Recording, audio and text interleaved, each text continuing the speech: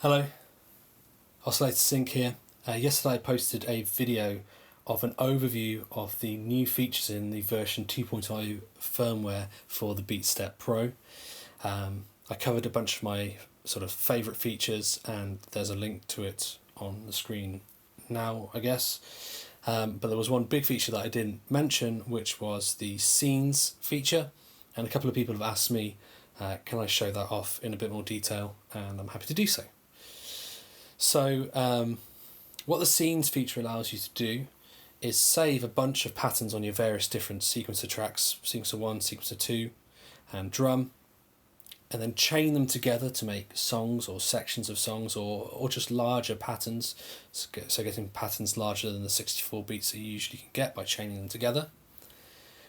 And then once you've chained those patterns together, you're now able to save those patterns to a scene within your project. So as always, you've got your 16 projects that you can select by holding down project and choosing the pattern steps across the top here.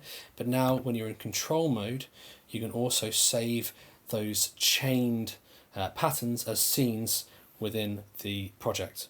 So you can have 16 scenes each in each of your 16 patterns, 16 projects rather. So that's a lot of different arrangements that you can hold within the BeatStep Pro now.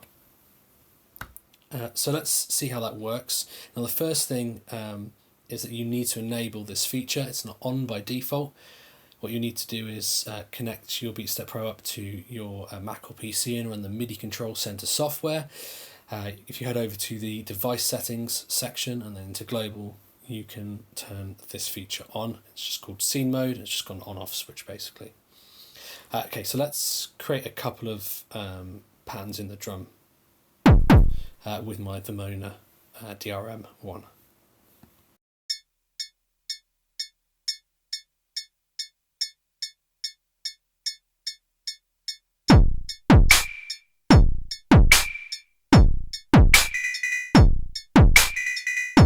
Okay, that'll do. So we'll save that to pattern 1. Move across to pattern 2, we'll do something different.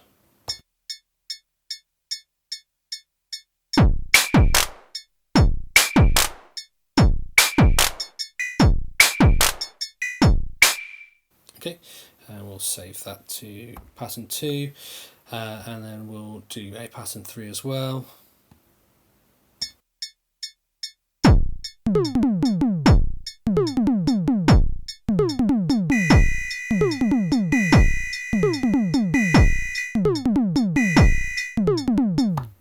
Okay, and we'll save that to pattern 3.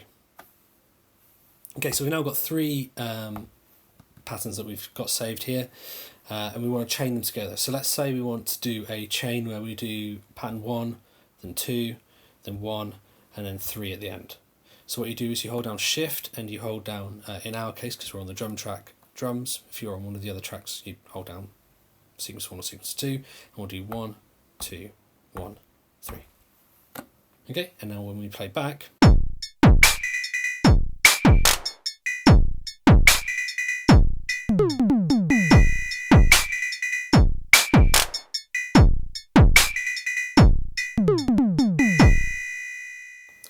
now notice that the other 2 patterns aren't progressing in the same way as the drum pattern. So these chains are independent of each other.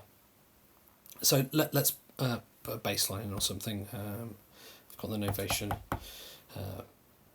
bass station rack here.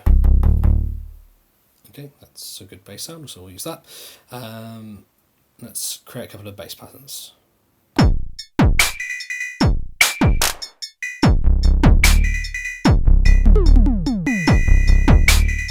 Okay, that'll do. We'll save that to pattern, so pattern 1 even, and we'll move over to pattern 2, which I'll now clear because I accidentally saved it to pattern 2 instead, and we'll do a second pattern here.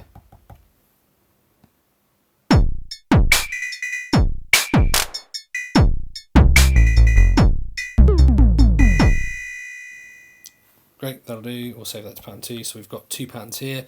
So again, if we wanted to do 3 lots of pattern 1 followed by 1 of 2, hold down shift and sequencer. You do need quite big hands to do some of these shortcuts. 1, 2, 3, and 1 of that. So now if we play back,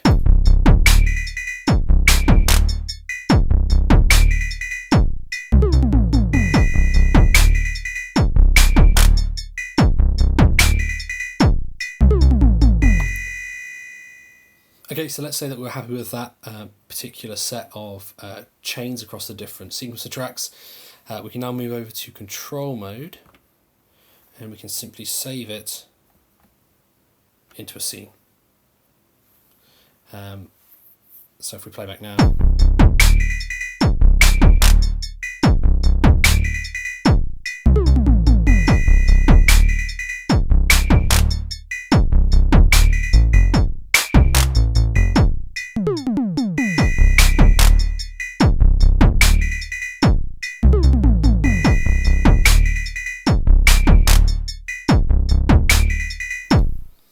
interesting to note that if you haven't saved any scenes to any of these steps here, it does just have by default that default behavior of just changing globally the different sequences,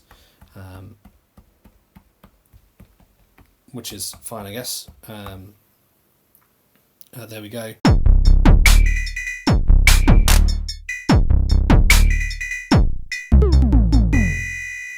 But we can always get back to our scene if we've actually saved it. One thing, I can't remember whether this was in the old firmware or not, because I didn't make a whole lot of use of it, but you noticed there when I changed to the different scenes, they changed instantly, which is weird, annoying, not the behaviour that I'd expect usually. If you, when you're in control mode, press shift and step 14, that switches on wait to pattern end to switch. So if we now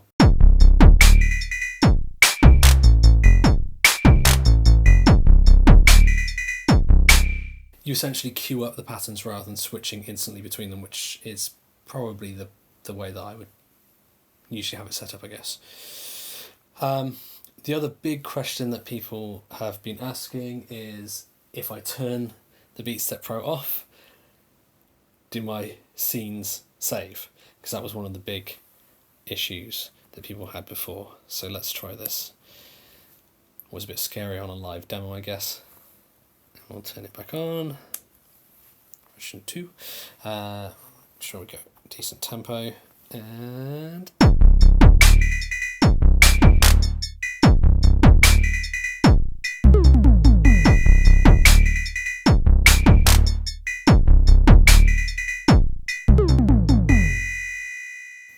perfect. So that works exactly as it should do. I have to be honest, because I use this so much as a live jamming tool, I don't tend to actually end up saving my patterns all that much. But this scenes mode and being able to change things does change that for me a little bit. I think I'll make a lot more use of that in the future. That's for certain. I hope that was helpful for the people that wanted to see it, and I hope it's helpful for the people who didn't know they wanted to see it but now have seen it.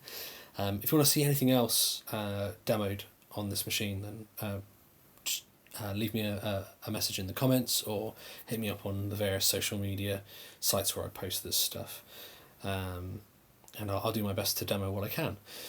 If you enjoyed this video, if you found it useful, please do like and subscribe, all the usual stuff, and check out the other videos on the channel. There's a bunch of jams where I'm using various bits of gear, and there'll be some more videos coming soon. Otherwise, thank you for watching, and I'll see you again soon.